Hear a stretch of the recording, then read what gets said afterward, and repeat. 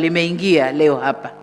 Shughuli hii ni kama kumuaga pia Profesa Kabudi kutoka kwenye Wizara ya Michezo na kuja kwangu Ikulu.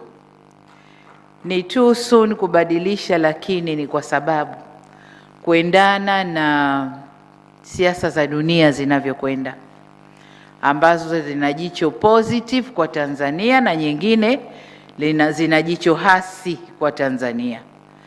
Pale Ikulu nahitaji akili iliyopevuka, yenye maarifa mapana, yenye uzoefu mkubwa, na mtu ambaye yuko vizuri kwenye kujieleza na kueleza jambo likaeleweka.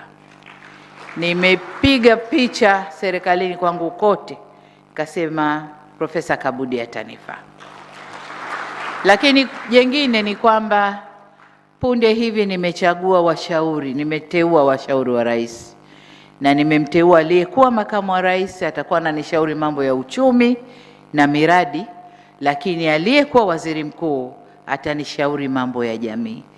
Sasa vile vichwa viwili vikubwa vinahitaji mtu aliyetulia, mtulivu, anayeweza kudili nao. Watoto wangu hao mara wanaweza kujijibia tu ikaja kesi, lakini profesa anaweza akaenda nao vizuri sana.